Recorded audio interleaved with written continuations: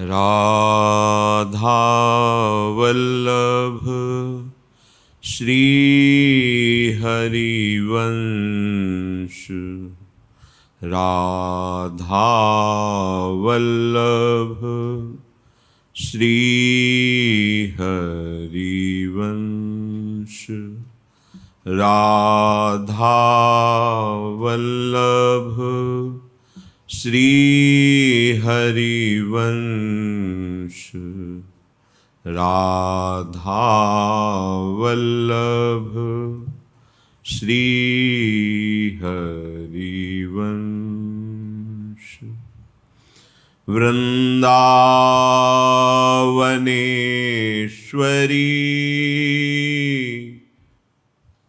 तवैव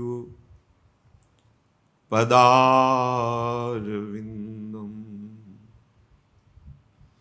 प्रेमामृतैकमकरन्द रसौघपूर्णम् हृद्यर्पितं मधुपतेः स्मर्तापमुग्रं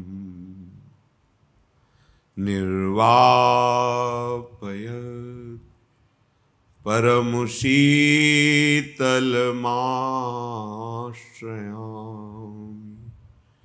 निर्वापयत् परमशीतलमाश्रयामि। परमशीतलमाश्रयामि। राधा राधा राधा राधा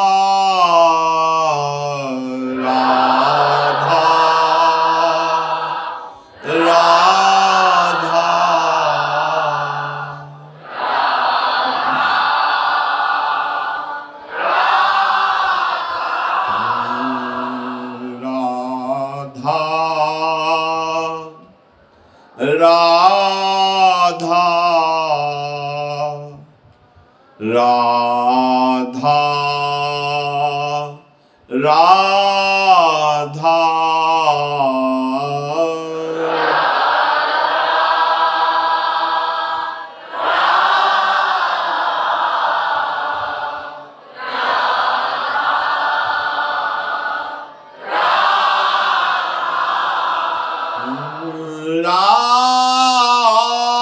राधा राधा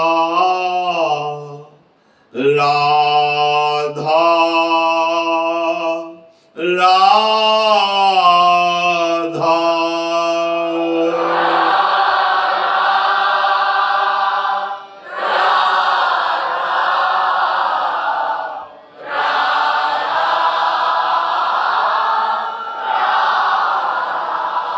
श्री राधा वल्लभ लाल की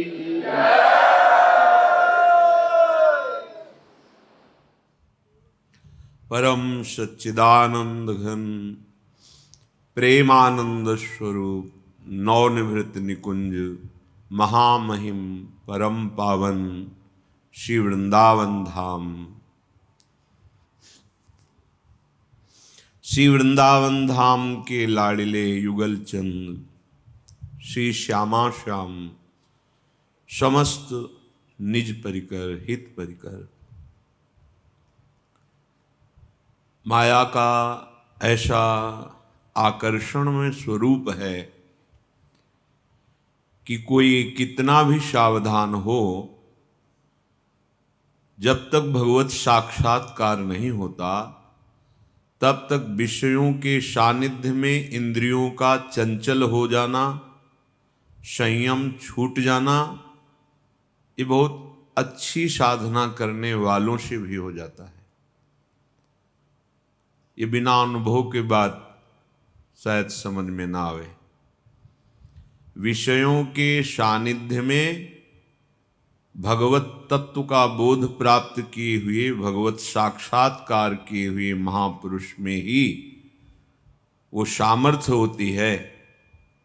नहीं स्वात्मारामम विषय मृग तृष्णाम भ्रमयति, वो फिर इस भ्रमात्मक विषयों को स्वीकार नहीं करता। नहीं तो साधक के लिए सावधानी है। अपने जीवन में जहां कमजोरी है, अपने को पता है कि ये विषय मुझे विशेष आकर्षित नहीं करता, ये विषय आकर्षित करता है।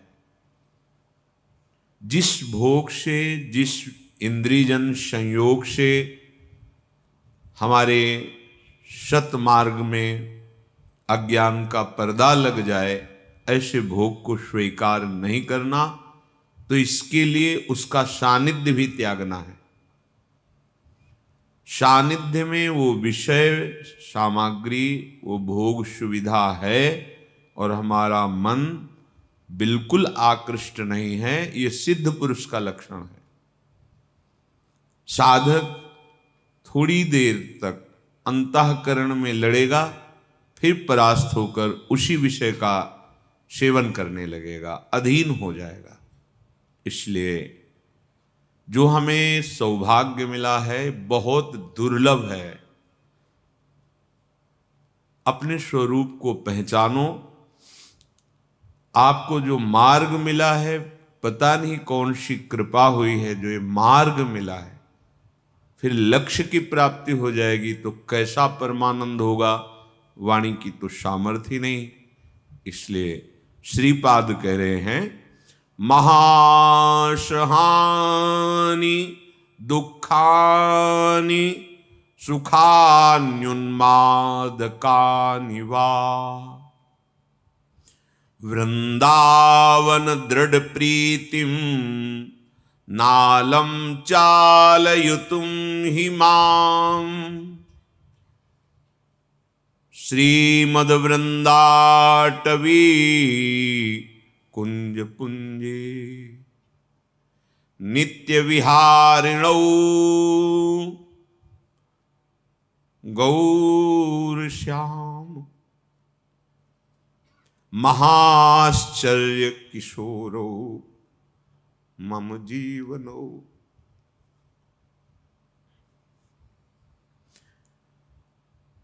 गौर श्याम महाश्चर्य किशोरौ मम जीवनो। श्री वृंदावन के नौ निकुंजों में नित्य विहार परायण श्री श्यामा श्याम, गौर श्याम, इंद्रनील मणि श्याम मनोहर, सात कुंभ तनु गोरी, ये मेरा जीवन है। श्रीपाद कहे गौर श्याम महाश्चर्य, आश्चर्य में जोरी है। सुन अभूत भूतल पर जोरी, ये किशोरो मम जीवनम, ये मेरे जीवन है।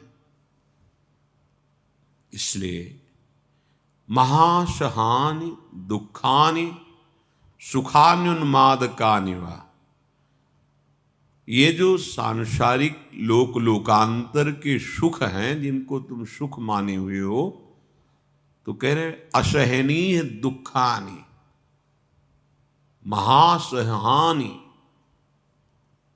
आप इसे सह नहीं पाएंगे। जिसे सुख समझकर भोग रहे हैं, इनका जब परिणाम आएगा तो महादुखानी, असहानी, सह नहीं पाओगे, असहनीय दुख प्राप्त होता है। ये अज्ञान के कारण कर्तृत्व भोक्तृत्व भाव, जन्म मरण रूपी दुख, क्लेश बंधन, नाना प्रकार की चिंताएं, शोक, आदि व्याधि, ये सब प्रदान करता है। किशोरो मम जीवनम, हमारा जीवन नौ किशोरी नौ किशोर युगल सरकार है, भूल गए और संसार के संबंधों में, भोगों में बड़ा भ्रम है। अपने शरीर के नाम, शरीर की पूजा, शरीर का आराम विश्राम भोग विलास, इसी को हम कृपा मान लेते हैं, इसी को उपलब्धि मान लेते हैं और गर्व करते हैं। बड़ा भुलावा है। जिनकी प्राप्ति के लिए चले हैं, उसका उद्देश्य है कि हमको ढूंढना है, कण कण में वही विराजमान है, ये हमको अनुभव करना है। तो अपने आराध्य देव से सम्मान चाहते हैं, अपने आराध्य देव से हम अपनी कीर्ति चाहते हैं, अपना अस्तित्व कुछ अलग है, बड़ा ज्ञान है। सब जितने भी भ्रमात्मक सुख हैं, उसमें भगवदानंद की खोज हमारे हृदय में है, पर भ्रमात्मक विषय में भगवदानंद कहाँ है? तभी आज तक हमें तृप्ति नहीं हुई। बार बार मांग, बार बार भोग क्रिया, बार बार तृष्णा, यही क्रम चल रहा है। दुर्वासना मम सदा परिकर्षयन्ति। असहनीय दुख, जब थोड़ा विवेक जागृत होगा तब आप देख पाएंगे। अभी ऐसा लगता है कि सुख इसी बात का है, हमारी मानी हुई मान्यता, माने हुए भोग सुख हमें प्राप्त हो जाए, भगवान ऐसी कृपा करें। कितने दिन वो भोग टिकेगा, कितने दिन शरीर टिकेगा? परिवर्तनशील, नाशवान, कहां सुख ढूंढ रहे हो? किशोरो मम जीवनम, ये सुख हैं, इन्हीं के हम अंश हैं, इन्हीं के हैं। भ्रम से हम, अज्ञान से, अविद्या से भटक रहे हैं। श्रीपाद कह रहे हैं, जिसे तुम सुख समझ रहे हो, असहनीय महान दुख प्रदान करने वाले, ये आप समझ लो। भगवान ने भी कहा है, दुखालयम अशाश्वतम, ये टिकाऊ नहीं है, परिवर्तनशील नाशवान जगत है। इसमें जो कुछ भी है सब परिवर्तनशील और दुखमय है, ऐसा समझो। वृंदावन दृढ़ प्रीतिम नालम चाली तुम हिमाम, अगर मेरी प्रार्थना मान लो, श्री वृंदावन में आकर के रसिकों के संग से वृंदावन रजरानी और युगल जोड़ी श्री श्यामा श्याम के चरणों में अविचल प्रीति प्राप्त करो, तन मन दोनों से वृंदावन का सेवन करो, अभी शांति प्राप्त हो जाएगी। अभी आनंद जिसकी हम खोज जन्म जन्मांतरों से कर रहे हैं, उसका अनुभव हो जाएगा। कल किसी ने प्रश्न किया कि भगवत प्राप्ति हो जाती है तो हम कैसे जानेंगे कि हमें भगवत प्राप्ति हो गई है? अज्ञान की धरा से ही प्रश्न है, क्योंकि जैसे हम भोजन पाते हैं तो हम किसी को बैठालते नहीं कि आप बताना कि हम कब तृप्त हो गए, तो हम रुक जाएंगे। फिर हमारा पेट कब भर गया ये तुम बताना, ऐसा नहीं होता। हमें अनुभव होता है कि अब हमारी तृप्ति हो गई। ऐसे ही निर्माण मोहा जित संग दोषा अध्यात्म नित्या विनिवृत्त कामा द्वंद्वैर विमुक्ता सुख दुख संगई। ये लक्षण है भगवत प्राप्त पुरुष के। किंचन मात्र भी मान की गंध नहीं रह जाती। ऐसा नहीं कि उसका प्रगट में मान नहीं होता। वास्तविक मान का अधिकारी तो वही है जिसने प्रिया प्रीतम के चरणारविंदों को अपने हृदय में प्रकाशित कर लिया है। जब तक प्रिया प्रीतम प्रकाशित नहीं होते तब तक मान का कोई अस्तित्व नहीं, और जब प्रकाशित हो जाते हैं तो मान का महत्व ही नहीं रहता। वो मान लायक वस्तु नहीं आई, इसीलिए हमें मान प्रिय लगता है। जब वो वस्तु का बोध हो जाएगा तो मान नहीं रह जाएगा। सबहि मान प्रद आप अमानी। मान की गंध भी जिसमें न रह जाए। अमोहा, किंचन मात्र भी किसी से मोह नहीं। श्रीपाद कह रहे, धन पुत्र कलत्रादि ममता ममतापदा इति विक्त्वाखिलम वृंदावन मेव च मे वरम। ए भाई, स्त्री में, पुत्र में, पति में, संसार के संबंधों में जो तुम ममता कर बैठे हो, यही अज्ञान तुम्हें जला रहा है, तुम्हारी दुर्गति कर रहा है।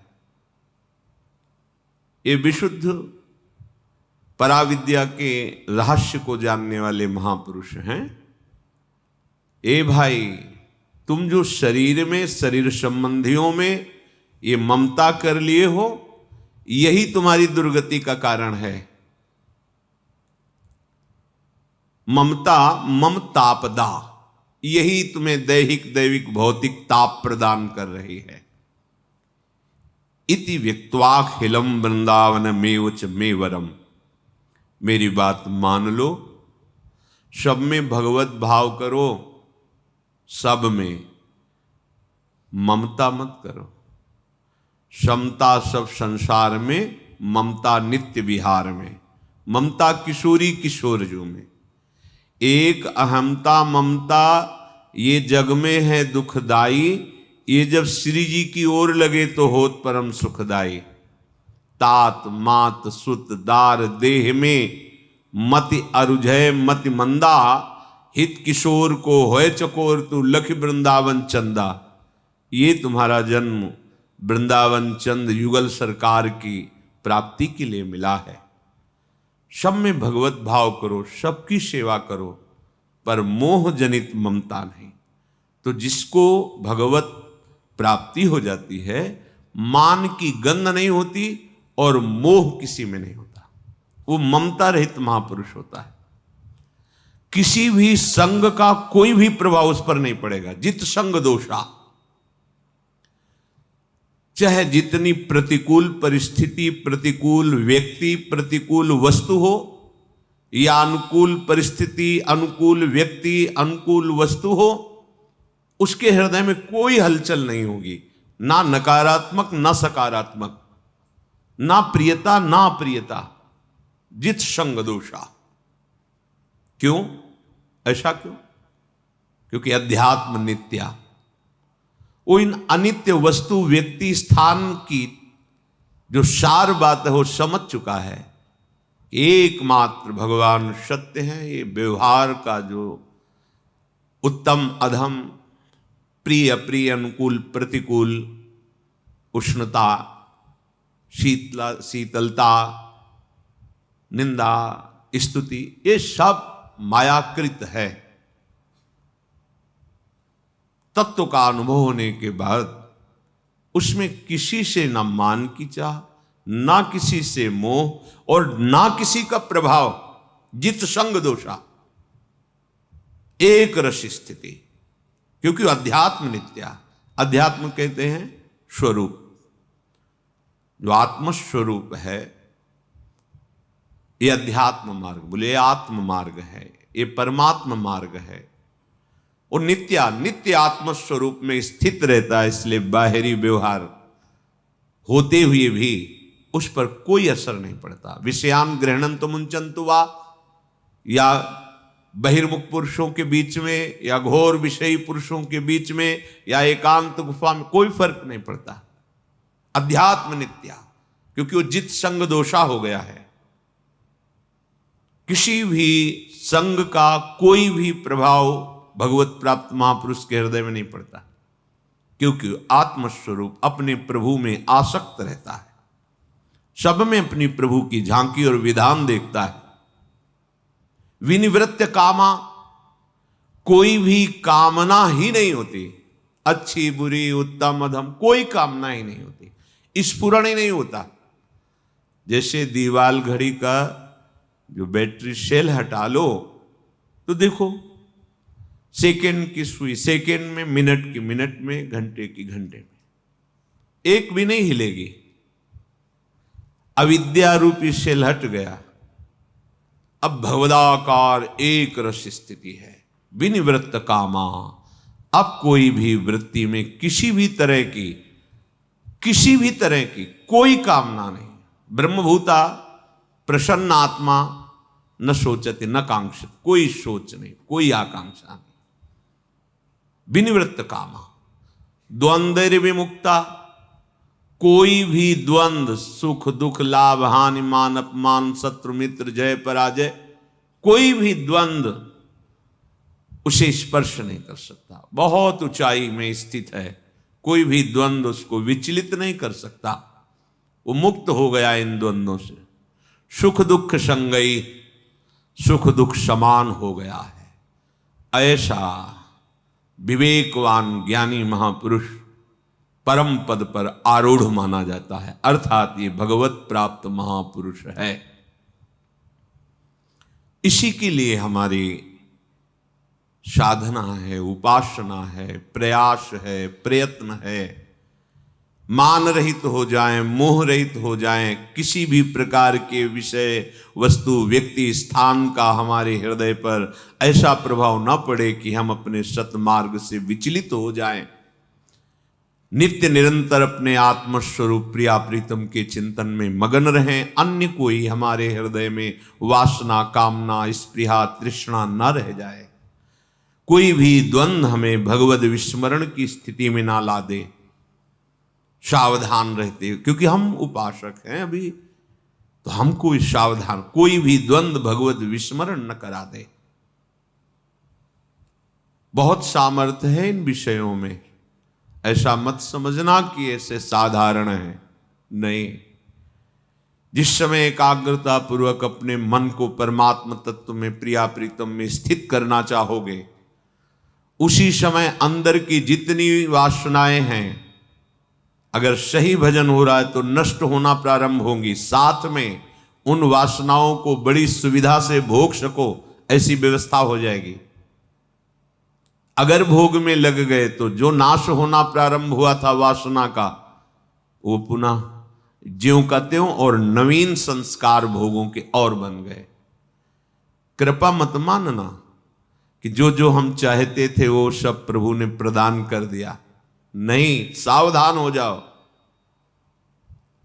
आपको जो प्राप्त करना है उसमें ये बाधा है, तापदा, ये ताप प्रदान करने वाली है। श्रीपाद प्रबोधानंद जी महाराज कह रहे हैं, बड़ा आश्चर्य होता है हमें। इदम महच्छोचनम में महाश्च बत विस्मयः, न यद वृंदावनस्थोपि राधा कृष्णो भजे दृशात्। मुझे बड़ा सोचनीय विषय लग रहा है कि इतनी कृपा श्री प्रिया प्रीतम जी ने की कि तुम्हें मनुष्य शरीर दिया, तुम भूले हुए भव प्रवाह में बहते जा रहे थे, भव प्रवाह से तुम्हें रोक करके, मनुष्य शरीर दे करके अपनी चर्चा सुनवाकर सतमार्ग का परिचय देकर उत्साहवर्धन करते हुए तुम्हें सतमार्ग में आरूढ़ कर दिया। इसमें केवल कृपा ही है, तुम कहीं नहीं हो इसमें। अब सोचनी बात यह है, इदम महाछोचनम में महाश्च बत विस्मय। मुझे बड़ा आश्चर्य हो रहा है, बड़ा विस्मय हो रहा है, प्रभु की इतनी कृपा होने पर भी तुम्हें वृंदावन लाया गया, प्रिया प्रीतम की चर्चा सुनवाई गई, अध्यात्म का परिचय दिलाया गया, फिर भी तुम प्रेम पूर्वक नयद वृंदावनस्थोपि राधा कृष्णो भजे दृशात, परम सुख परम रस प्रदान करने वाले श्यामा श्याम का फिर भी भजन नहीं कर रहे। बड़ा आश्चर्य, बड़ा विस्मय हो रहा है, तुम्हारे ऊपर इतनी कृपा है फिर भी तुम समझ नहीं पा रहे। ये देखो, बहुत ध्यान देने योग्य महापुरुषों के वचन हैं। कितना दुर्लभ है सतमार्ग का श्रवण करना। हम प्रायः वही सुनना चाहते जिससे हमारी कामनाओं की पूर्ति हो जाए। देखने को मिलता है, आप प्रिया प्रीतम के प्रेम की प्राप्ति और भगवत तत्व बोध की प्राप्ति की बात कहो, 2 4 5 राजी सुनने में। ये करो तो धन मिलेगा, ये करो तो पुत्र मिलेगा, ये करो तो विघ्न नष्ट हो जाएंगे, तुम्हें बड़ा भोग मिलेगा, ये करो तो ऐसा हो जाएगा। सब राजी हैं, सब। बस हमारे विघ्न मिटा दो, हम स्वतंत्र होकर खूब एक बार संसार के सब भोगों को भोग ले।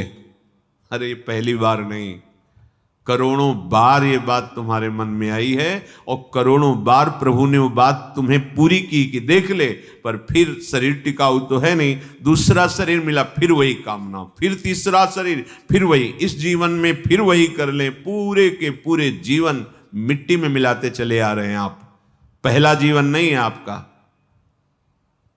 बड़ी विचित्र माया है, बहुत विचित्र।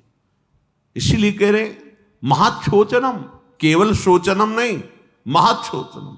ये महान शोचनीय बात है। महाश्चबत विस्मय, बड़ा आश्चर्य हो रहा है कि प्रभु ने इतनी कृपा कर दी। बड़ा सच्ची बात, सच्ची बात। एक सीमा में तुम्हें घेर दिया गया, तुम देख नहीं सकते, तुम भोग नहीं सकते। जबरदस्ती तुम्हें भगवत प्राप्ति के लिए प्रभु ने घेर दिया। अब वो अपना अधिकार ही छीन लेता है। आप हम पर शासन ही नहीं कर सकते, मैं चला, क्योंकि मैं स्वतंत्र भोग। उसको लगता है मेरा जीवन व्यर्थ जा रहा है, यौवन अवस्था व्यर्थ जा रही है, कोई भोग नहीं भोग पा रहा हूं। महाशोचनम, महान शोचनीय बात, नहीं समझ पा रहा। ये मुझे बड़ा आश्चर्य लग रहा है कि तुम्हें सत्संग मिला, वृंदावन धाम आए। ऐसा नहीं कि बुद्धि तुम्हारी समझ नहीं रही, सत्य वस्तु। ये जो निंदा करते हैं ना, ये भी समझते हैं, पर वो इतनी विषयी मलिन हृदय हो गए हैं कि उत्साह नहीं रह गया कदम रखने का परमार्थ में। तो परमार्थ के पथिकों की निंदा करके अपने हृदय की तसल्ली करते हैं। वो सत्य वस्तु को जानते हैं तभी उनको द्वेष हो रहा है, ऐसा नहीं कोई बिल्कुल नहीं जानते। राग होने पर ही द्वेष होता है। जो प्रशंसनीय है उस पर ना चलने के कारण उसकी निंदा होती है। कोई वस्तु हमें ना मिल रही हो तो फिर हम तसल्ली करने के लिए उसकी निंदा करते हैं। अंगूर खट्टे हैं, हमारे पकड़ में आने वाले नहीं, खट्टे हैं। यद्यपि वो बहुत रसीले और मीठे, पर हमारी छलांग नहीं वहां तक पहुंचने की, तो हम निंदा करके तसल्ली करते हैं। इसका मतलब वो जानता है पर मानता नहीं है। जैसे दुर्योधन भगवान से कह रहा है, मैं बहुत अच्छी तरह से धर्म को जानता हूं पर मेरी इसमें रुचि नहीं, और अधर्म को जानता हूं पर उसमें मेरी रुचि है। श्रीपाद कह रहे हैं कि जानते हो तुम कि तुम्हारा एक जीवन निश्चित समय के लिए है, जानते हो तुम कि इन सब भोगों में बहुत बार हमने जन्म नष्ट किए हैं। नहीं ऐसे ज्ञान है तो सत्संग तो दे रहे हैं भगवान, सत्संग दे रहे हैं। ये बड़ी भारी हमारे ऊपर कृपा है जो हमें सत्संग मिल रहा है, ये बड़ा दुर्लभ है। सत्संग मिलना बड़ा दुर्लभ विषय है, बहुत दुर्लभ। सत्संग मिल गया, अगर हमारी वृत्ति आस्था रखती है सत्संग में, वो सुधर जाएगी, सुनते सुनते सुधर जाएगी। लोक चिंता ननो धर्म, चिंता न देहगा, श्रीमद वृंदावने राधा कृष्ण भाव भृतो मम। हे भाई, तुम अब लोक की चिंता मत करो। सच्ची बात है, जितना आप चिंता करोगे उतना ही परेशान हो जाओगे, और जितना आप चिंतन करोगे उतना ही सब ठीक होता चला जाएगा। ये समझ में नहीं आता। हम ठीक करेंगे ना, हमारे ऊपर भार है, तुम क्या जानो, ढोते रहो भार, कुछ ठीक होने वाला नहीं। आज तक ठीक नहीं हुआ। यहां जब से सृष्टि हुई, कन्नी बशुली मिस्त्री लेबर सब चल रहे हैं। कहां बन रहा है? रोज बन रहा है। कहां बन रहा है? ये माया देखो, रोज बन रहा है, जब से हुई तब से बन रहा है, बनता ही रहेगा। बिगड़ता हो, बनता, बिगड़ता, बनता, क्या चल रहा है? जन्मना मरना, जन्मना मरना, भोगना फिर तृष्णा, फिर भोगना, फिर क्या चल रहा है? देखो ना जादू, जादू देखो। थोड़ा विवेक से विचार करो, तुम चिंता मत करो। ये लोक लोकांतर प्रभु के एक अंश में विराजमान है, बड़े सामर्थ्यशाली। एक रोमकूप में करोड़ों ब्रह्मांड वास करते हैं, ऐसे महाविराट भगवान है हमारे। और इतने सूक्ष्म है कि सूक्ष्मदर्शी से जिसे तुम देख नहीं सकते हो, वहां भी वो विराजमान है। अणुअणियान महातो महियान,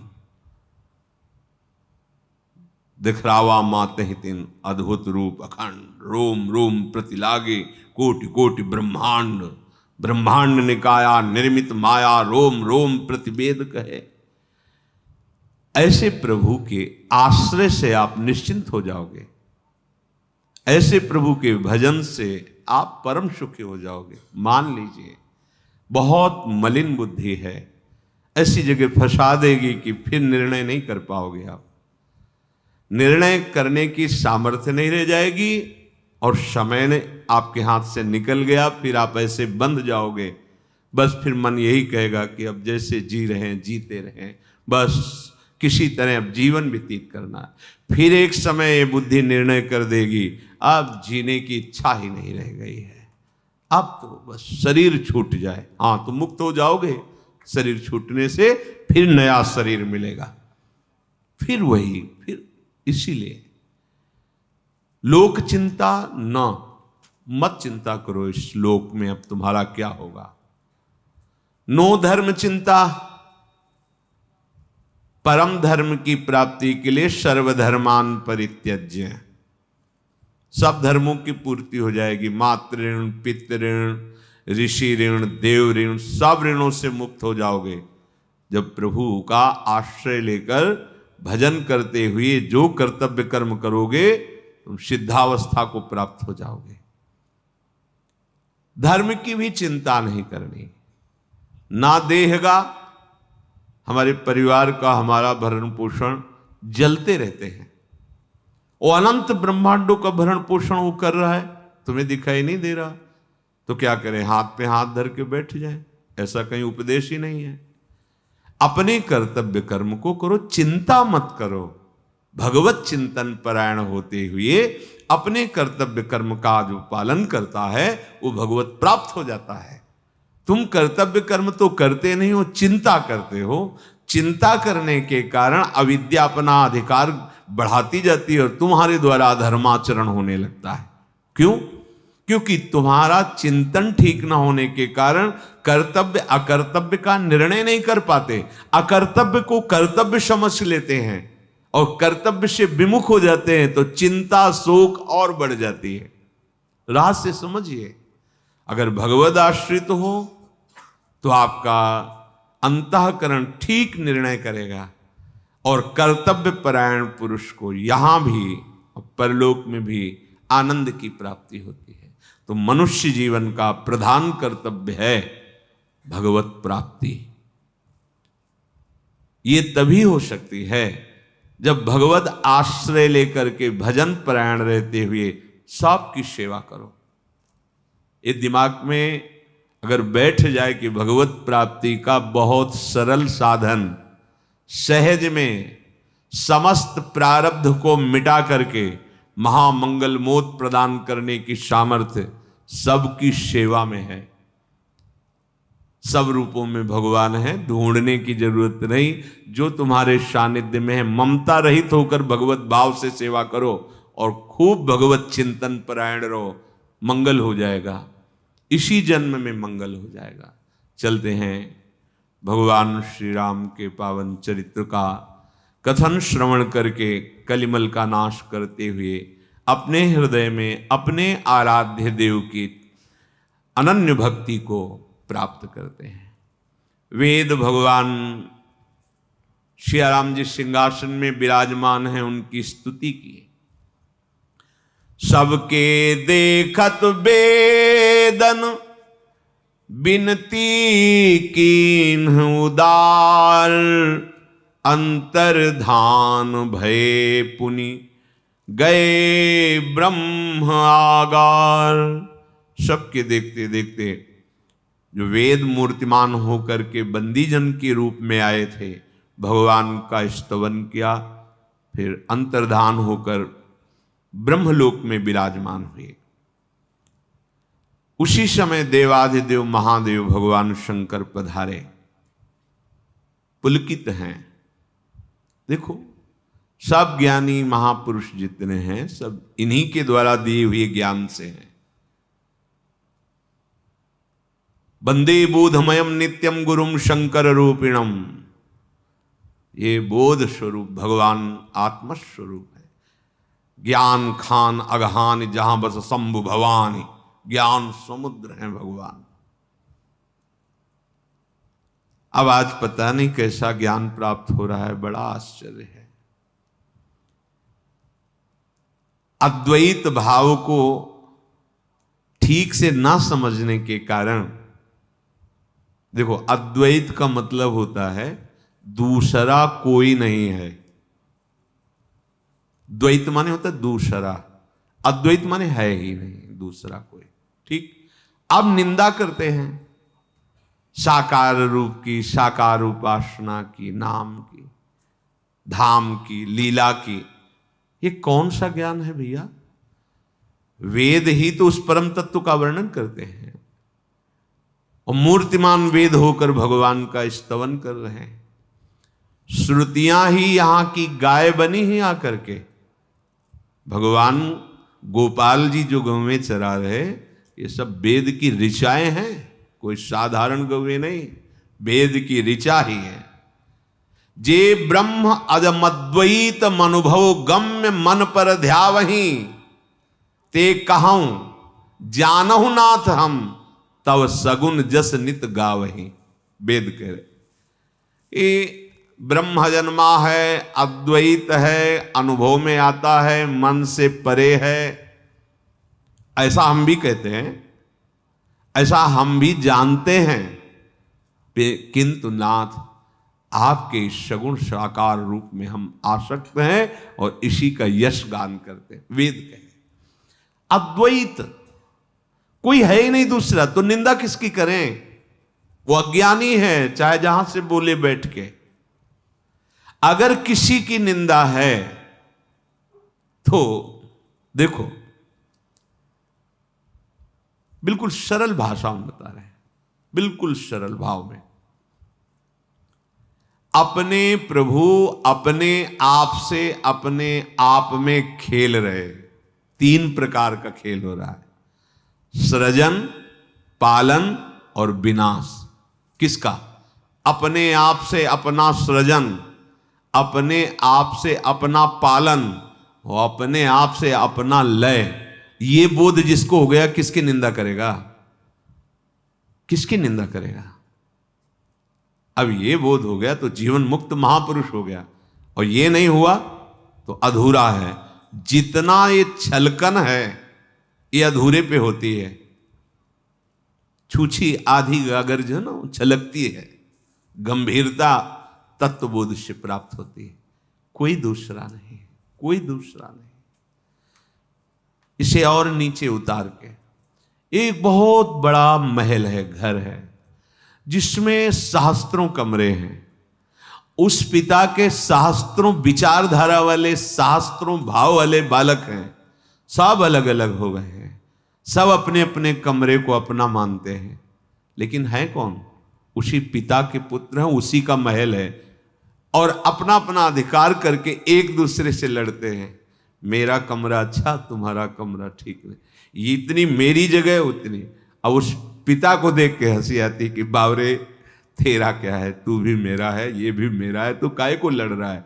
ऐसे जितने धर्म हैं, जितने धर्म का पालन करने वाले हैं, सब एक ही पिता के अंश हैं।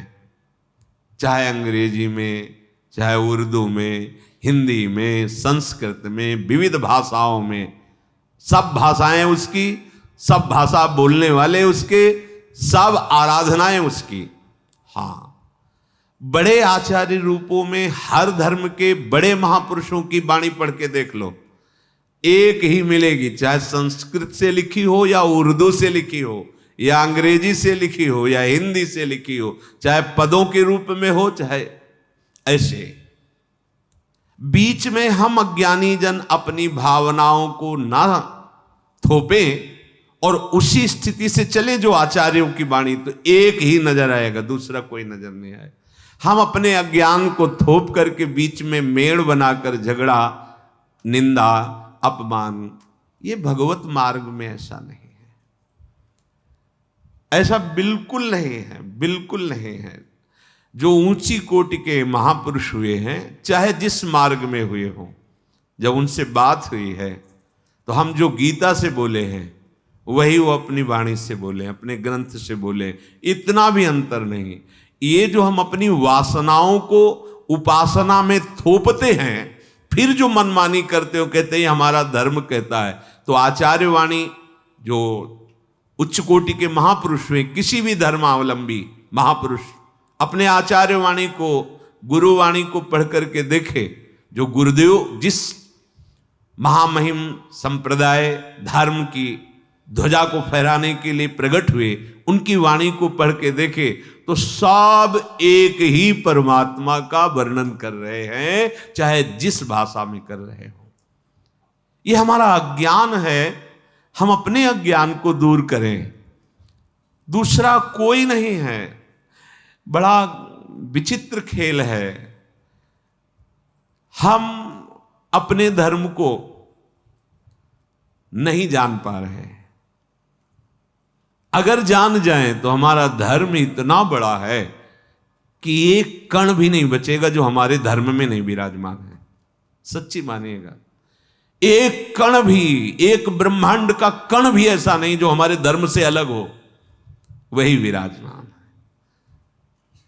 बस समझ की बात है। समझ नहीं ठीक है तो अपने अपने कमरे को अपना अधिकार मानकर और एक दूसरे से झगड़ा, निंदा, स्तुति, वही अपने आप की रचना, अपने आप से अपने आप का पालन और अपने आप से अपने आप का लय। सच्ची बात, सत्य विषय यही है। कहीं किसी से कुछ झगड़ा, झंझट, निंदा, स्तुति, इसका कोई भी परमार्थ निरूपण आप श्रीमद् भागवत में पढ़ना, कोई नहीं है, कहीं कोई नहीं जिसकी निंदा की जा सके। इसलिए ये बड़े बड़े जो गुरुजन महापुरुष जिस मार्ग में चले, हमें उसी में चलना चाहिए।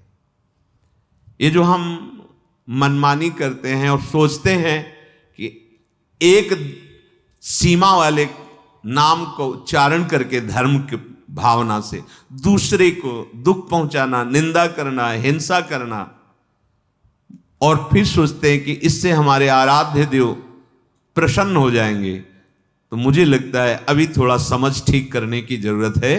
क्योंकि जिनको तुम अपमानित कर रहे हो आराध्य देव ही हैं, उनमें आराध्य देव ही विराजमान है। जिनको तुम प्रसन्न करना चाहते हो उन्हीं की तुम निंदा कर रहे हो।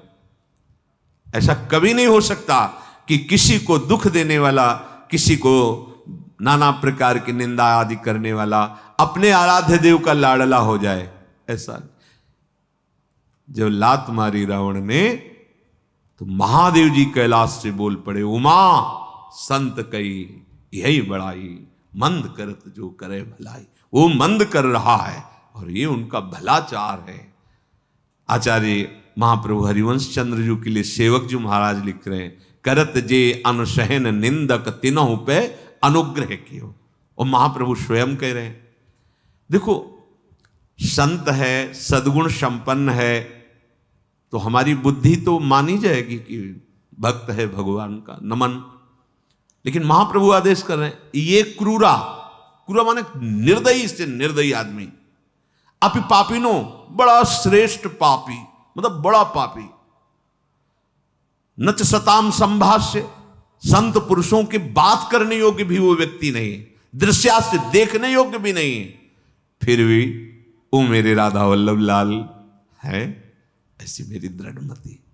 आप पढ़ो आचार्य वाणी, किसी भी महापुरुष की वाणी पढ़ के देखो। भगवान शंकर ज्ञान समुद्र है। कहाँ है? अयोध्या में रघुनाथ जी सियाराम जी विराजमान सिंहासन पर स्तवन कर रहे हैं भगवान शिव।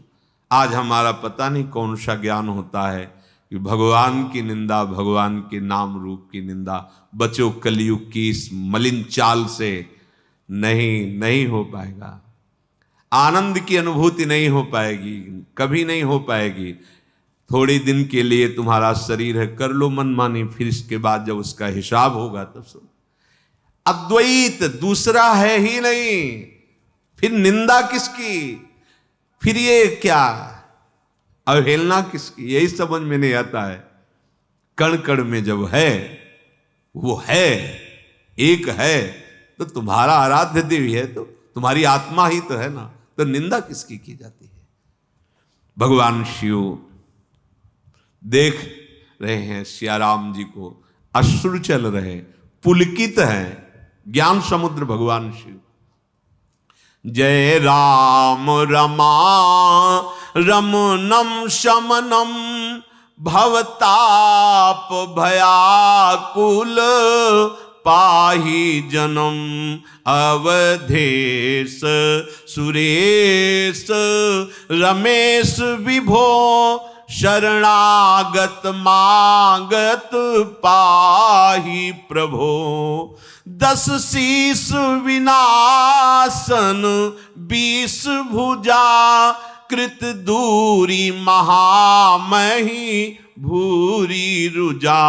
रजनी चर वृंद पतंग रहे सर पावक तेज प्रचंड दहे।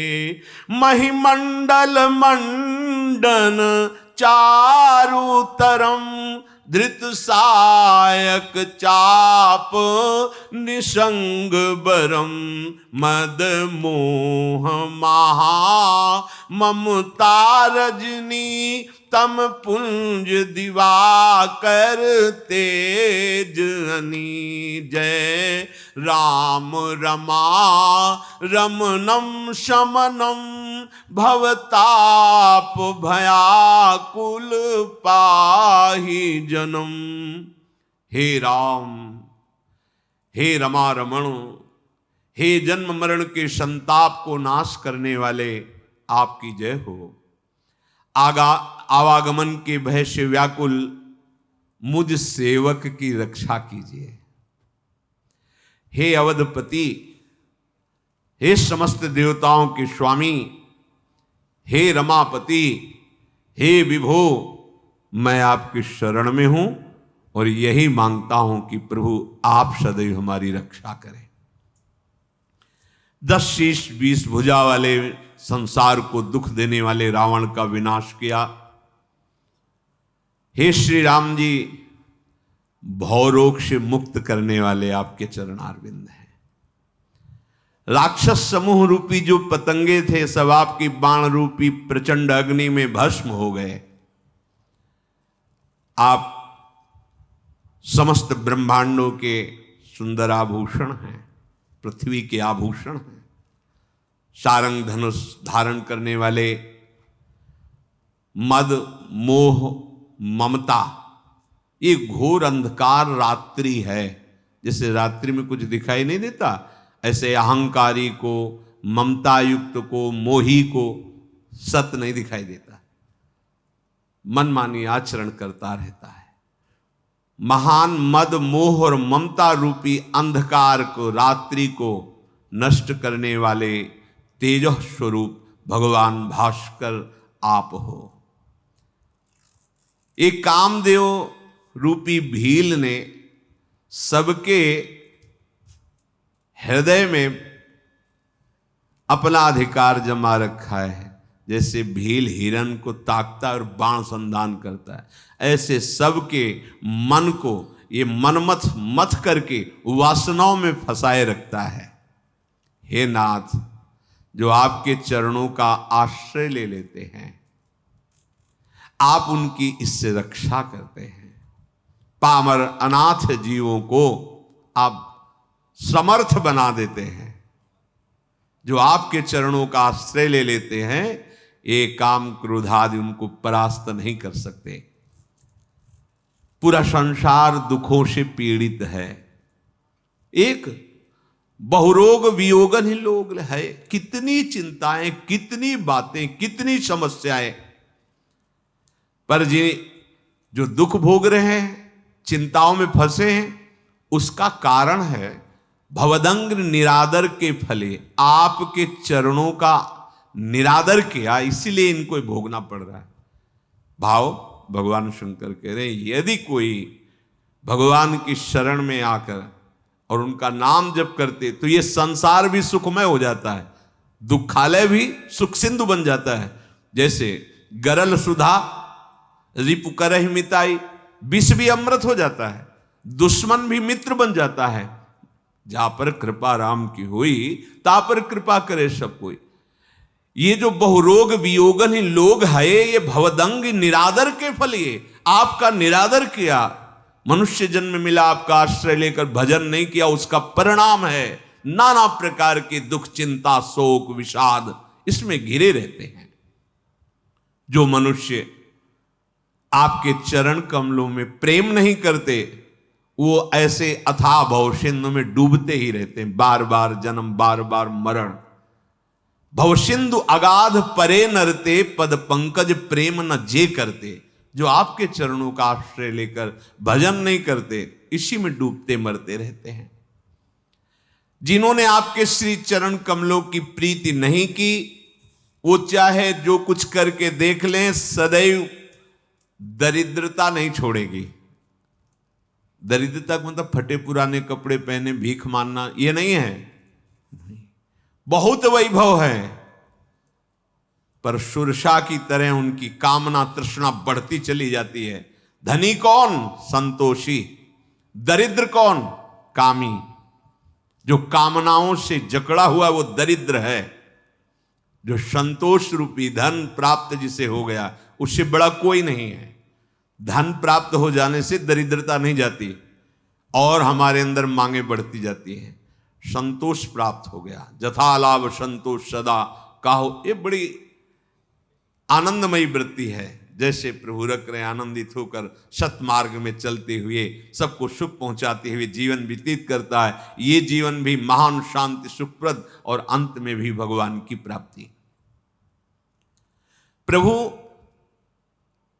जिन्होंने आपकी लीला कथा सुनने को नहीं पाया है, उनको ये संसार अच्छा लगता है।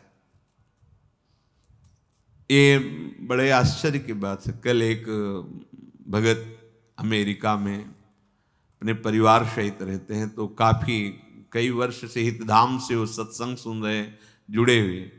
कल पूरा परिवार रो के कह रहे थे, अब मुझे नहीं जाना, हमें वृंदावन में रहना। भाई कैसे? वृंदावन में रहने के लिए तो बड़ा आधुनिकता का समय है। अगर आप जगह खरीदेंगे, बनाएंगे, वो सब आपका परिवार। मुझे अब कुछ नहीं सुनना, वृंदावन। रो रहे थे, मुझे वृंदावन रहना है। अब हमारी ये समझ में आ गया कि जीवन का उद्देश्य केवल प्रिया प्रीतम की प्राप्ति है। अब हो जो भी जैसे भी बनेगा, वो अब बच्चे हैं, पढ़े लिखे, नौकरी पेशा कर, बच्चे कह रहे नहीं हमें भजन करना है, हमें नहीं। कान में चर्चा जा रही ना भगवान की, ऐसा नहीं कि वो बच्चा है, वो बहुत पुरातन है, भगवान का अंश है। उसके हृदय में, जैसे प्रहलाद जी को नारद जी गर्भ में ही उपदेश कर रहे हैं, स्वीकार कर लिया तो गर्भस्थ शिशु भगवान की भक्ति में प्रवीण हो गया, गर्भ में ही। वो पुरातन भगवान का अंश है। उसे पूछ रहे, देखो ठीक से बात करना, अब इतना तो समझ रहे हो ना हमारी बात, तुम्हें भगवान के मार्ग में चलोगे तो ब्याह नहीं होगा तुम्हारा, अच्छा भोजन भी नहीं मिल सकता, लोग गालियां भी दे सकते हैं, असुविधा भी हो सकती, हमारी तरफ देख के बोलो। हाँ हम ये सब समझ रहे हैं, सत्संग में भी सुना है, पर हम निश्चय करते हैं कि हम भजन ही करेंगे जीवन में। अब हमें ओ बच्चा, पूरा परिवार यहां कह रहे हैं कि जिनको आपकी कथा सुनने को नहीं मिली उन्हीं को यह संसार प्रिय लगता है। ये भगवान की चर्चा का प्रभाव है, ये किसी व्यक्ति का प्रभाव नहीं है, ये भगवान के यश का प्रभाव है, ये प्रियालाल की चर्चा का प्रभाव। सोचो, जिनकी चर्चा का प्रभाव ऐसे सुविधाजनक जीवन व्यतीत करने वाले, वो अपने जीवन को प्रभु के चरणों में सुविधाएं छोड़कर कष्टप्रद रहना चाहते हैं। और अगर कहीं ऐसे प्रभु से प्रेम हो गया, तभी तो कहते ब्रह्मादिक के भोग सब विषम लागत ताए। जहां जाना, जाके अर्थ कमाना, बड़े बड़े पढ़े लिख के चाहते हैं, वहां उसकी व्यवस्था है, नौकरी है, वो उसे छोड़ करके यहां रहना चाहता है कि चाहे हमें भीख मांग के खाना पड़े, पर हम अब वृंदावन धाम से नहीं जाएंगे भजन करने। और आश्चर्य की बात, 6-7 वर्ष या जो भी हो गए हों, हितधाम में कसम खाई थी दोनों पति पत्नी ने कि अब आजीवन ब्रह्मचारी रहेंगे। उनका ऐसा मत बोलो, ऐसे वैभव संपन्न देश में रहते हो, फिर कोई त्रुटि हो जाए, आप भाई पति पत्नी हो, कोई त्रुटि हो जाती है तो गृहस्थ धर्म में हो, आप यहां शपथ मत। उनका शपथ पूर्वक कहते महाराज आजीवन में त्रुटि। एक बार तो हृदय बलिहार है तुम्हारे, इस भाव को साथ रहते हुए उसी विषय का सेवन करने वाला आजीवन के लिए विषय त्याग का नियम ले लेता है। क्यों? क्योंकि भगवत चर्चा सुनी, उसका प्रभाव अंदर गया। अवलंब भवंत कथा जिनके, प्रिय संत अनंत सदा तिनके। जिनको भगवान की चर्चा सुनने को मिली, उन्हें संत प्राण प्यारे लगने लगते हैं और भगवान से, उस अनंत महिमा संपन्न भगवान से अपनापन हो जाता है। मेरे नाथ मम जीवनो किशोरो मम जीवन, आहा मेरे जीवन है, मेरे प्राणाराध्य, मेरे प्रभु, ऐसा ये अपनापन। और जिनको आपकी कथा सुनने को नहीं मिली, उनको सांसारिक भोग प्रिय लगते हैं। प्रभु जिनको आपकी कथा के प्रभाव से संत प्राण प्रिय लगने लगते हैं, तो नहीं राग न लोभ न मान मदा, तिनके सम वैभव वा विपदा। ओहो, भगवान शिव कह रहे, उनका किसी से भी राग नहीं रह जाता। परिवार, रिश्ते नाते सब होते, किसी से राग नहीं, ना कोई लोभ, ना कोई मान और ना ही कोई अहंकार। उनके लिए संपत्ति और विपत्ति एक हो जाती है। अनुकूलता प्रतिकूलता का कोई प्रश्न ही नहीं उठता। जो भगवान की चर्चा सुनकर संग में प्रेम करते हैं, उनकी ऐसी स्थिति हो जाती है। इसी के कारण यही ते तव सेवक होत मुदा, इसीलिए आपके सेवक सदैव मस्त रहते हैं, आनंद में डूबे रहते हैं। मुनि त्यागत जोग भरोस सदा। ओहो, बड़ी सूक्ष्म बात जो कल चर्चा हुई थी, भगवान शिव कह रहे हैं, देखो, मुनि त्यागत जोग भरोस सदा। आपके भरोसे के बल पर योग साधना का त्याग कर देते हैं। बड़ी बात है ये, प्रापंचिक स्थिति में नहीं समझ में आएगी और छोटी मोटी साधना की भी बात में समझ। जैसे कल चर्चा प्रारंभ में हुई थी, भगवान शिव कह रहे यही ते तव सेवक होत मुदा। मुनि त्यागत जोग भरोस सदा। अब साधन का भरोसा नहीं, सीधे हमारे माई श्यामा जो को राज, वो साधन बनता है जो अहम से बन ही नहीं सकता है। अब साधन का भरोसा नहीं, लाडली तेरा भरोसा है। जिसको जैसे छोटा सा बच्चा घोंसला में बैठा मां की बाट जो होता रहता है, इससे बड़ी कोई साधन अलई, वो बाट जो होता रहता है लाडली की, आह भर कर कभी रोना आता है, कभी गा रहा है, कभी नृत्य कर रहा है। ये वो महामहिमामयी साधना बनती है जो अहम से नहीं बनती है। लगे रहिए, चर्चा सुनते रहिए, चलते रहिए। अहम समर्पित बात है ये, अहंकार समर्पित हो गया। अब क्या कह रहे, मुनि त्यागत जोग भरोस सदा, भरोसो दृढ़ इन चरणन के। ये अंतिम बात है, जिसके हृदय में प्रथम में आ गई तो जान लो जन्म जन्मांतर में कोई बहुत बड़ी संत सेवा बनी है, जिसके प्रभाव से ये बात आ गई कि भरोसा हमें महारानी जी का, श्री श्यामा जी का, श्यामा श्याम का। यही तो सेवक होत मुदा। इसीलिए आपके जो ऐसे सेवक भरोसे वाले होते बड़े मस्त रहते हैं। करि प्रेम निरंतर नेम लिए, पद पंकज सेवत शुद्ध है। प्रेम पूर्वक जो गुरुजनों ने नियम दिया है वो हमारी साधना नहीं है, उनकी आज्ञा है। देखो मैं साधना कर रहा हूं, एक अलग पक्ष हो गया। गुरुदेव ने कहा है ऐसा, तो जो हमारा भजन साधन पाठ नियम सेवा, वो गुरुदेव की आज्ञा पालन रूपी सेवा बन रही, उन्हीं के बल से, मेरी कोई साधना नहीं। तो क्या होता है, बोले शुद्ध हृदय में आपका प्रेम प्रकाशित हो जाता है। जो निरंतर नेम लिए तो करि प्रेम, नेम ने क्या परिवर्तन होकर प्रेम रूप हो गया।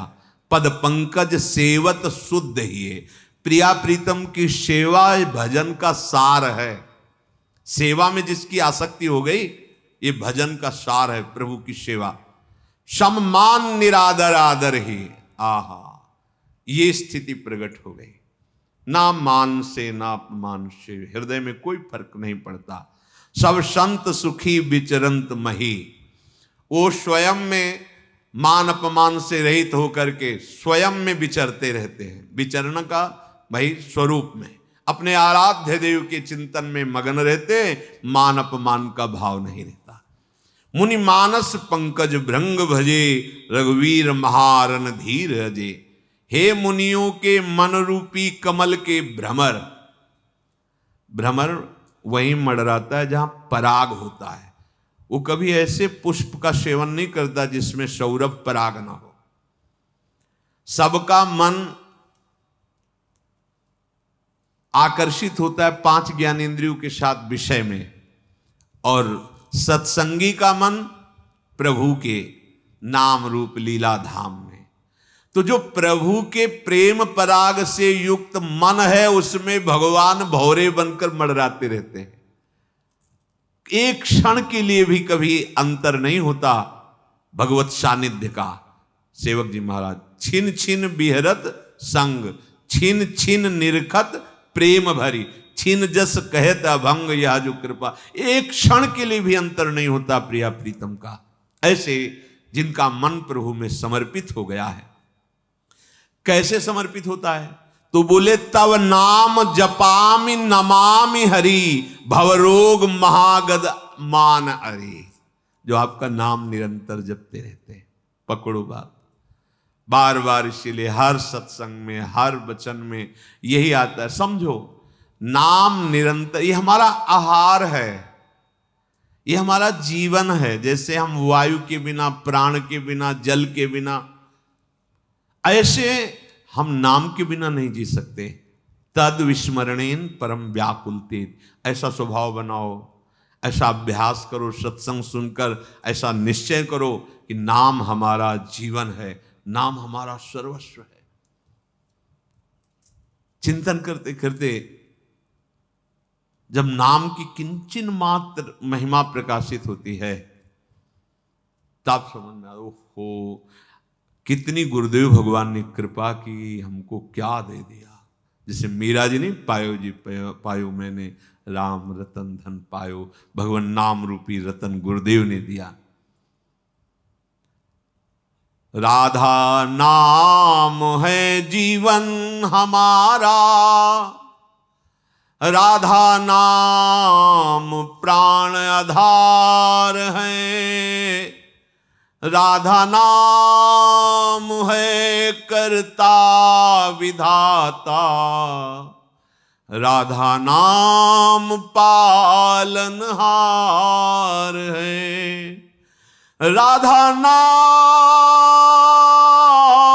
सबका पूज्य है, हम राधा नाम का पूजन करें, राधा नाम के ही ध्यान से हम शुद्ध अपना मन करें, राधा नाम के जप ध्यान से प्रेम बढ़ता जाएगा, राधा नाम ही हमें प्रेम में निकुंज में पहुंचाएगा। सर्वस्व तब नाम जपामि नमामि हरि, भवरोग महागद मानरी। जो निरंतर आपका नाम जपते रहते हैं।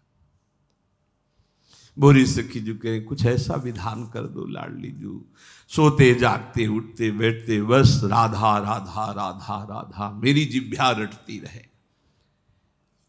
प्रभु का नाम जो जपता है फिर आगे ज्यादा प्रश्न नहीं करने पड़ते, रास्ता दिखाई देने लगता है। ये अध्यात्म अंदर प्रकाशित होता है, सारे विघ्न दिखाई देते हैं। वो काम खड़ा है, वो क्रोध ऐसे दे, ये क्रोध का वेग आया, काम का आया, ये मोह का आया, उससे बचने का रास्ता है, इधर से निकलो चलो। ऐसे किसी से पूछने की जरूरत नहीं पड़ेगी, पूछते वही हैं।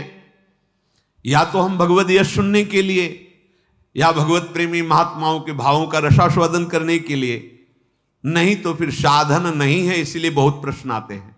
अगर आप भजन शुरू करो तो ज्यादा प्रश्न की जरूरत नहीं है, वो सब अलग अलग अपने आप दिखाई देता है। ये विघ्न है, ये वेग है, इससे ऐसे निकला जाता है। नाम भगवान विराजमान है जिह्वा में।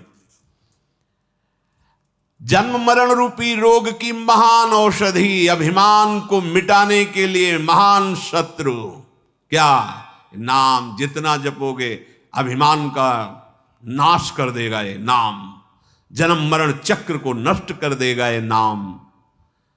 प्रभु सारे सद्गुण शील सब उसमें जागृत हो जाते हैं जो आप कृपा निधान का नाम जप करते हैं, क्योंकि आप ही समस्त सद्गुणों के शील के समुद्र कृपा स्थान हैं। आप रमापति हैं। बस मैं तो निरंतर आपकी महिमा को प्रणाम करता हूं, क्योंकि यही जानते हैं प्रभु की महिमा।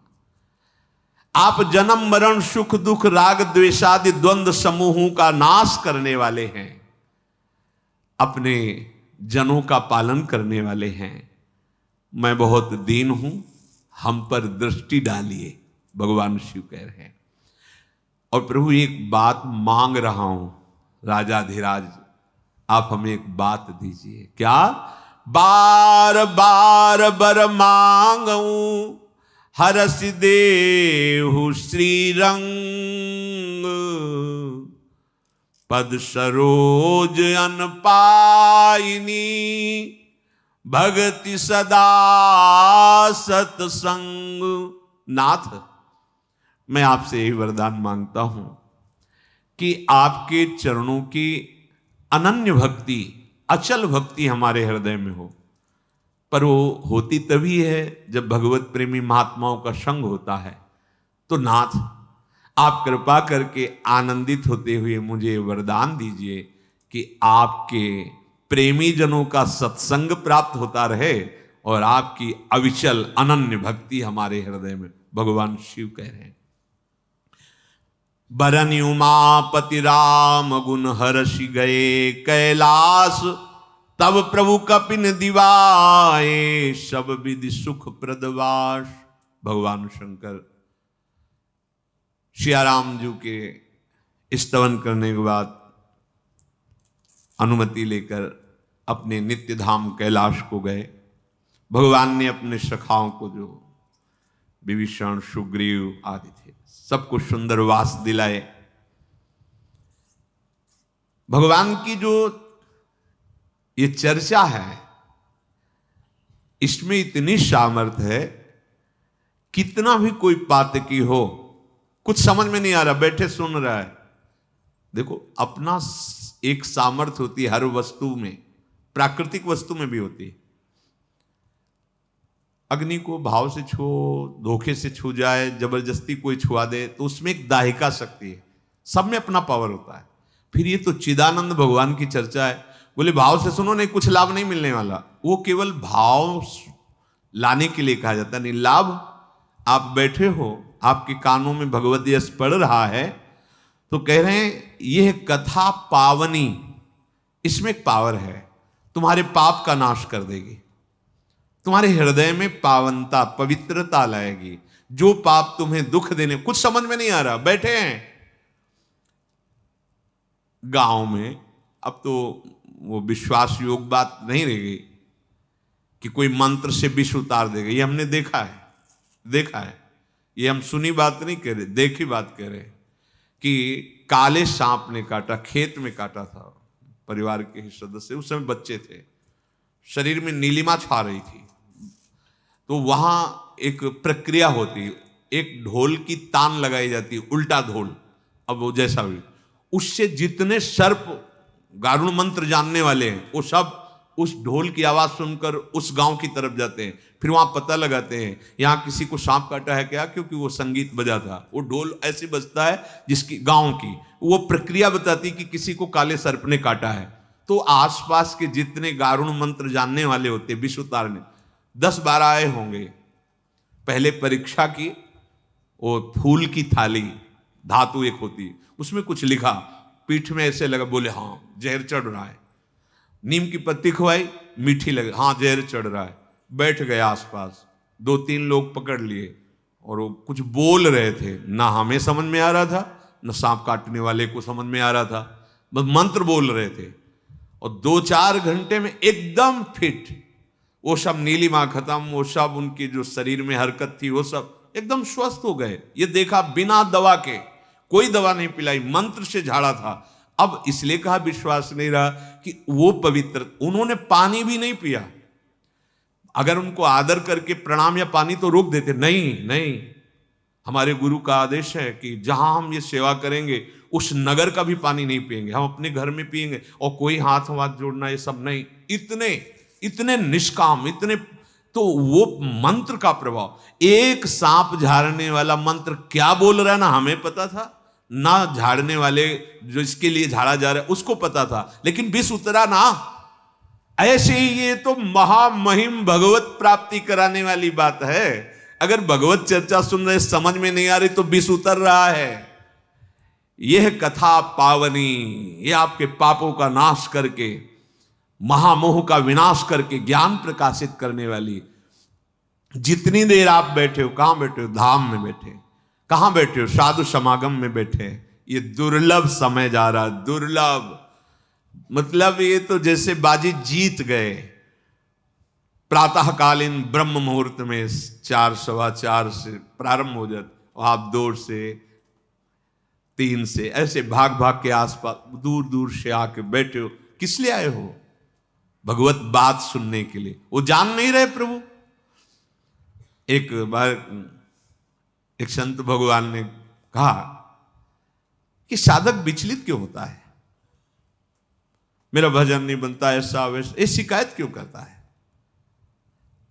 अरे एक आदमी किसी को काम करने के लिए लिवा के लाया, तुम्हें 8 घंटे के हम इतने पैसे देंगे, और कोई काम नहीं लिया, वो बैठा है। जब समय पूरा होगा पैसा दीजिए।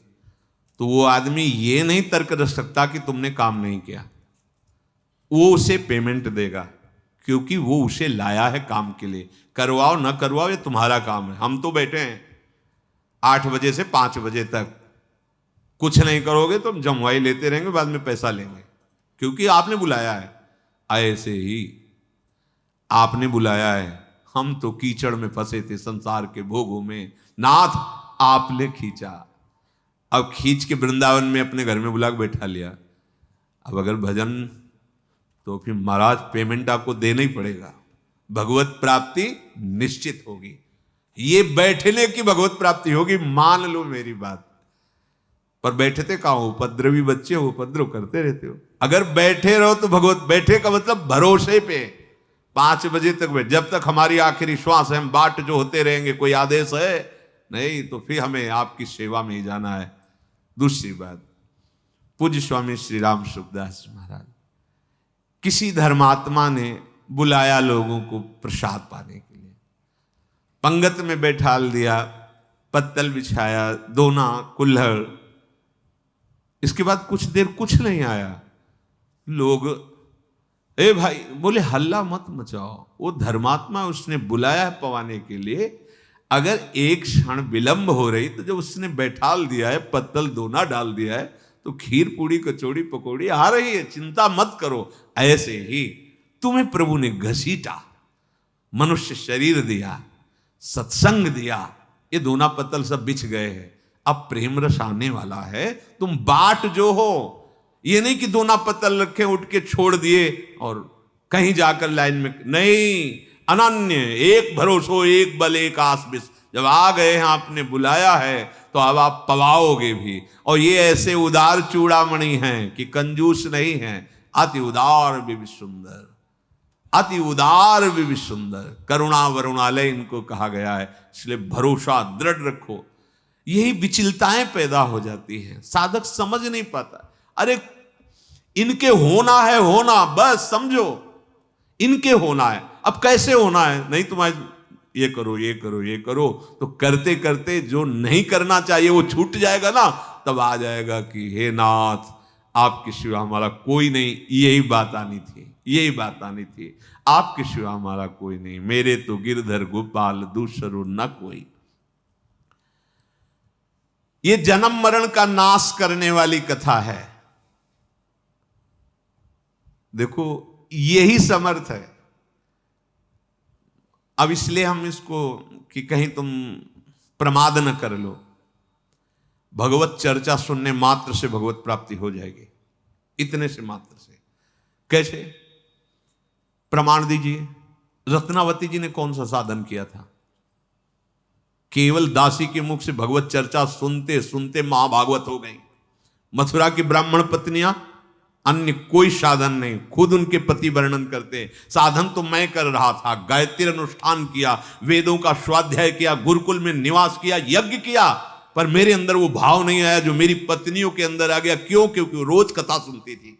मथुरा की मालिनी लेके पुष्प जाती थी, आज लालजू ऐसी पोषा, लालजू। भगवत चर्चा मात्र से भगवत प्राप्ति, ये भगवान की चर्चा है। एक दिन एक बहुत बड़ा चोर, बहुत शातिर चोर, राजमहल को अकेले लूट ले, 10 लाइट ऐसे जला के रख देता, ऊपर छतों में लगता कि आसपास पूरे उसका सैनिक दल है, तो लाइट ऊपर जल रही, दूर से लग रहा है बहुत लोग खड़े हैं क्योंकि लाइट जला रहे हैं, और वो अकेले लूटता था।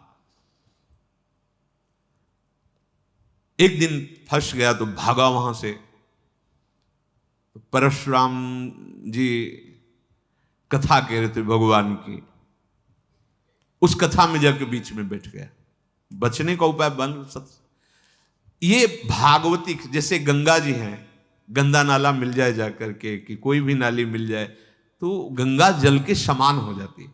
कोई भी कितना पापी निकृष्ट चोर कोई भी हो, यदि वास्तविक हृदय से भगवान का भाव लेकर, तो भगवान कह रहे अपचे सुदुराचारो भजते माम, ये भगवान का मार्ग है, सबको पावन कर। पर कपट पूर्वक वेश रखना, दंभ करना, पाखंड करना, ये थोड़ा, ये बिन विवेक वैराग्य भक्ति बिन सत्य नए को मानो। तो ये तो नहीं कि सत्संग में ऐसा पुरुष नहीं जा सकता, ऐसा नहीं, सत्संग में सबका अधिकार है। इतने से तुम्हारा मंगल शुरू हो जाएगा। आओ बैठो, तो तुम रंग चढ़ेगा। जब एक दिन रंग चढ़ेगा तो तुम बाहर दोष देखना खत्म करके अपने दोष देखने लगोगे। तो वो सत्संग है। सुना उसने, चर्चा हो रही थी। आज लाल गोपाल जी ने बहुत सुंदर पोशाक धारण करवाई मैया ने। बहुत प्रसन्न है गोपाल जी। मैया ने आज स्वर्ण का हार जो रतन से जटित, मैया ने आज बाजूबंद जो रतन से जटित, आज लकुटी भी स्वर्ण की दी, कमर की करधनी भी स्वर्ण की, और गाय चराने जा रहे। लालजू की अभी 7-8 वर्ष की अवस्था है, सखाओं के साथ। सुनाओ, कथा संपन्न हुई, नजदीक गए, चाकू रखते, कहां है लड़का, जहां इतना, कहां की बात करूं, कौन है ऐसा। अब वो कभी सत्संग सुना हो, ग्रंथ पढ़ा हो, तो उसका काम यही था, कुल परंपरा से। पंडित जी बहुत भगवत अनुरागी थे, उन्होंने देखा, कृपा हो गई हमें लगता है, तो उनका पूरा परिचय हमें आता, हम बता रहे हैं आपको। ब्रज 84 कोष है मथुरा के पास, वहां वृंदावन में गौवें चराते हैं, और उनका नाम श्याम सुंदर है ऐसा। पर तुम लूट नहीं पाओगे उनको, तो उनका हमारा नाम गोवर्धन डाकू है।